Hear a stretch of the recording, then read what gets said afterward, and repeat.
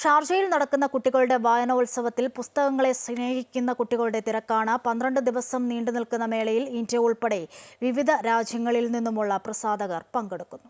20 രാജ്യങ്ങളിൽ നിന്നുള്ള 186 പ്രസാധകർ 15ാമത് ഷാർജ കുട്ടികളുടെ വായനോത്സവത്തിൽ പങ്കെടുക്കുന്നുണ്ട്. 1500-ലേറെ സാംസ്കാരിക പഠന പരിപാടികളാണ് മേളയുടെ ഭാഗമായി അരങ്ങേറുന്നത്. ബാലസാഹിത്യകാരന്മാരും കലാ സാംസ്കാരിക പ്രതിഭകളുമായുള്ള കുട്ടികളുടെ സംവാദവും മേളയിൽ നടക്കുന്നുണ്ട്. സയൻസ്, കായികം, എഴുത്ത്, സാങ്കേതികം എന്നീ മേഖലകളുമായി ബന്ധപ്പെട്ട സെമിനാറുകളും വർക്ക്ഷോപ്പുകളും വായനോത്സവത്തിന്റെ ഭാഗമായി ഒരുക്കിയിട്ടുണ്ട്. 25 രാജ്യങ്ങളിൽ നിന്നുള്ള 265 അതിഥികളാണ് വായനോത്സവത്തിൽ പങ്കെടുക്കാനായി ഷാർജയിൽ എത്തുന്നത്. മലയാളി കുട്ടികൾ ഉൾപ്പെടെ മേളയിലേക്ക് എത്തുന്നത് സന്തോഷം പകരുന്ന കാഴ്ചയാണെന്ന് ബാലസാഹിത്യകാരൻ CN ചേന്നമംഗലം പറഞ്ഞു. കുട്ടികളിലുള്ള വായിക്കാനുള്ളതായ താല്പര്യം വളരെ കൂടുതലാണ്.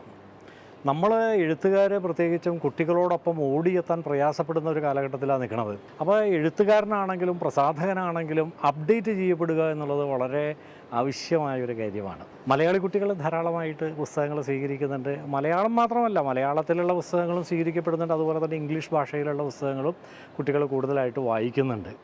മേള മെയ് 12-ന് സമാപിക്കും. ഷാർജയിലെ കുട്ടികളുടെ വായനോത്സവ നഗരിയിൽ നിന്നും ജെറിൻ ജേക്കബിനൊപ്പം ശ്രീരാജ് കൈമൾ, അമൃത ന്യൂസ്.